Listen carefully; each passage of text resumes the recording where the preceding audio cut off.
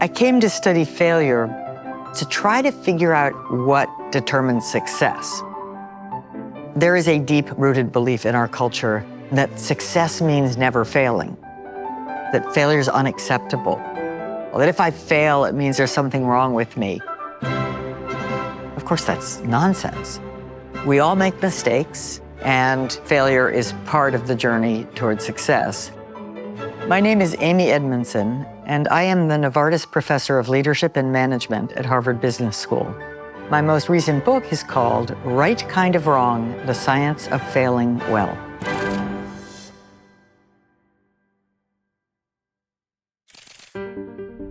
I identify 3 archetypes of failure, and only one of them is the good kind. The first kind, basic failure. A basic failure is something in known territory where a simple error led to the failure. Sometimes that failure is small. That's tomato juice. No big deal. Sometimes it's enormous.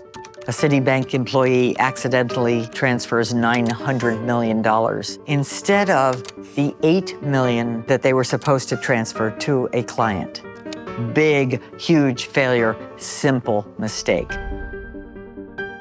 I define complex failure as a failure with multiple causes. It's a kind of perfect storm.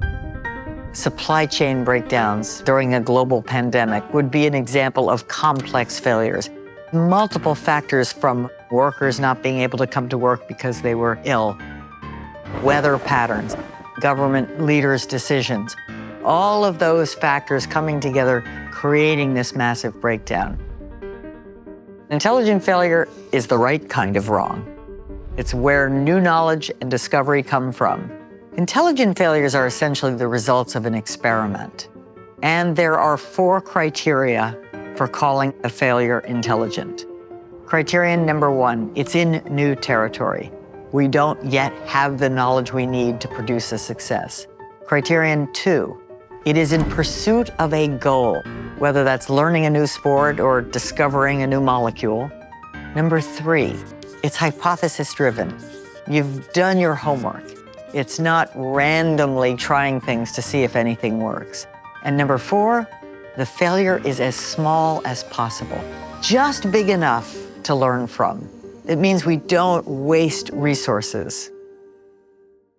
Whereas I am in favor of minimizing the basic failures, and I am in favor of trying to catch and correct all the problems that lead to complex failures, I think it's a good idea to have more intelligent failures.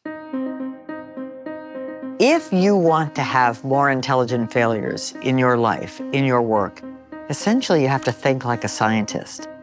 They have trained themselves to not just tolerate failure, but to really welcome the lessons that each failure brings.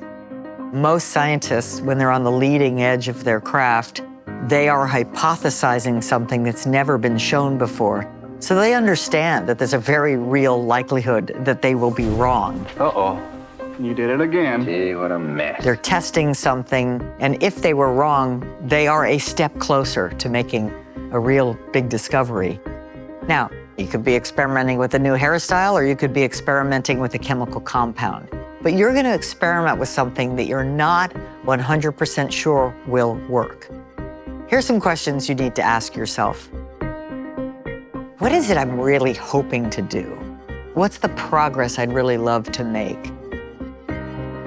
What do I know currently about how to achieve that goal?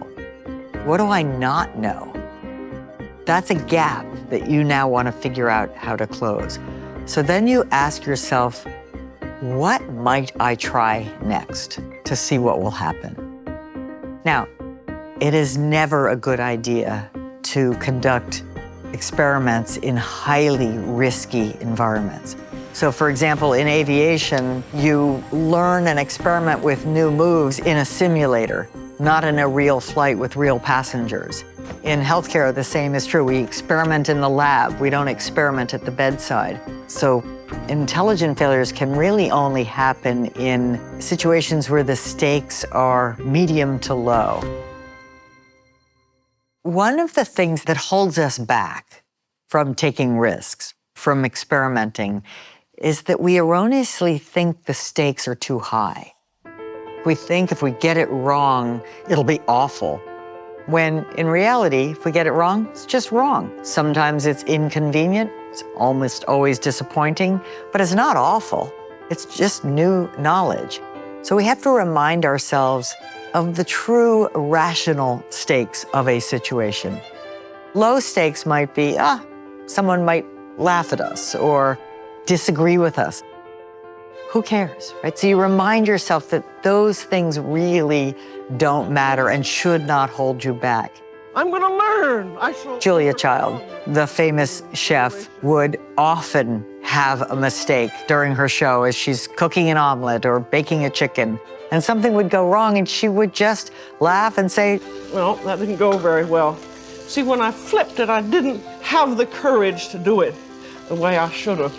But you can always pick it up, and if you're alone in the kitchen, who is going to see? She rightly coded the situation of being on a national television program cooking an omelet as low stakes. But it is, it's just an omelet. Who cares if it falls on the counter? Whereas I think most of us would inaccurately code that situation as just catastrophic if we made a mistake like that in front of such a large audience. It is natural to want to avoid failure, but when we avoid failure, we also avoid discovery and accomplishment. The only way to succeed in any endeavor worth trying is to be willing to experiment, to try new things, knowing full well that many of them will yield failures. We have to embrace those kinds of failures because that's where great advances and even joy come from. Get smarter, faster with videos from the world's biggest thinkers. To learn even more from the world's biggest thinkers, get Big Think Plus for your business.